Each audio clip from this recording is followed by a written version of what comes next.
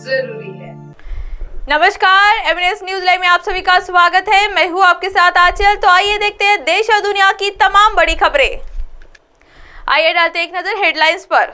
असम में दूसरी शादी करना होगा मुश्किल, 58 वर्ष पुराना कानून सख्ती से लागू करेगी प्रदेश सरकार। महुआ मोइत्रा ने एथिक्स कमेटी में मांगा और समय पेश न होने पाने की बताई ये 8 वजह। 8 पूर्व भारतीय नौसैनिकों को मृत्युदंड से ऐसे बचा सकती है सरकार। एडवोकेट की जुबानी, जाने क्या है विकल्प। आइए जानते हैं खबरें विस्तार से। असम में दूसरी शादी करना होगा मुश्किल, 58 वर्ष पुराना कानून सख्ती से लागू करेगी प्रदेश सरकार।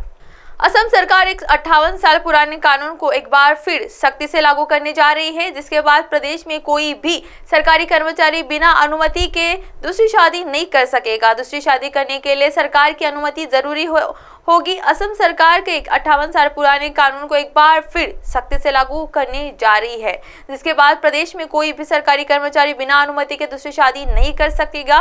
दूसरी शादी करने के लिए सरकार की अनुमति जरूरी होगी। दूसरी शादी पर लगेगी रोक।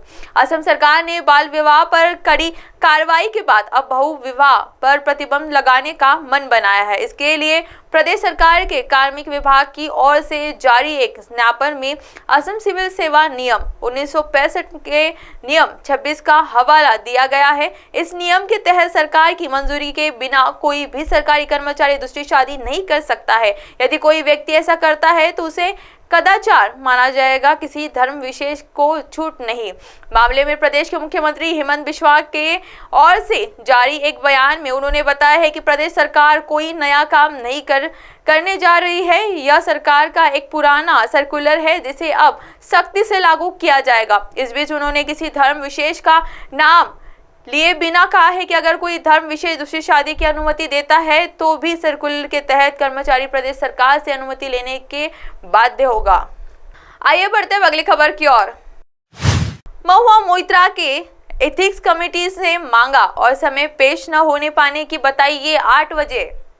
टीएमसी सांसद महुआ मोइत्रा ने संसद की एथिक्स कमेटी के सामने पेश होने के लिए और समय मांगा है। उन पर भाजपा सांसद निशिकांत दुबे ने रिश्वतखोरी का आरोप लगाया है। मोइत्रा को संसद की एथिक्स कमेटी ने 21 अक्टूबर को तलब किया है। अपने खिलाफ रिश्वतखोरी के आरोपों के बीच टीएमसी सांसद महुआ मोइत्रा ने एथिक्स कमेटी के सामने पेश होने के लिए और समय मांगा है। उन्हें एथिक्स कमेटी के 31 अक्टूबर तलब किया गया था। महुआ मोइत्रा ने क्या कहा? महुआ मोइत्रा ने कहा कि मैं 4 नवंबर को अपने पूर्व निर्धारित निर्वाचन क्षेत्र के कार्यक्रमों के समाप्त होने के तुरंत बाद पेश होने के लिए उत्सुक हूँ। उन्होंने इसके पीछे भाजपा सांसद रमेश बिगुड़ी का हवाला दिया। उन्होंने चुनाव प्रसार के व्यस्त होने की वजह से पेश होने के लिए और समय दिया गया था। महुआ ने कहा कि उन्होंने भाजपा सांसद निशिकांत दुबे और वकील जय आनंद देहातराई की शिकायतों के खिलाफ खुद का बचाव करने के लिए निष्पक्ष सुनवाई की उत्सुकता व्यक्त की, लेकिन समिति ने प्राकृतिक न्याय के आदेश के खिलाफ पहले शिकायतकर्ताओं को बुलाया और सुना। एथिक्स कमेटी ने दर्ज किया भाजपा सांसद के बयान। बता दें कि एथिक्स कमेटी ने 26 अक्टूबर को कैश फॉर क्वेरी मामले में वकील जय आनंद देहातराई और भाजपा नेता निशिकांत दुबे के बयान दर्ज किए थे। इस दौरान कमेटी ने दुबे से यह भी सवाल किया था कि वो मोइत्रा पर इसीलिए तो आरोप नहीं लगा रहे हैं क्योंकि उन्होंने उन पर फर्जी डिग्री रखने का आरोप लगाया था। आइए बढ़ते हैं अगली खबर की ओर।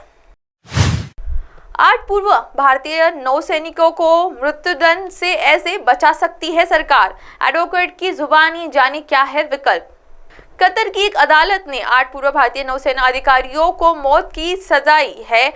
खबर आने के बाद से हर भारतीय के दिमाग में यही सवाल उठ रहा है कि आखिर इन लोगों को क्यों गिरफ्तार किया गया था और अब भारत सरकार कैसे सभी को बचा पाएगी। आइए जानें भारत सरकार नागरिकों को बचाने के लिए क्या कदम उठा सकती है।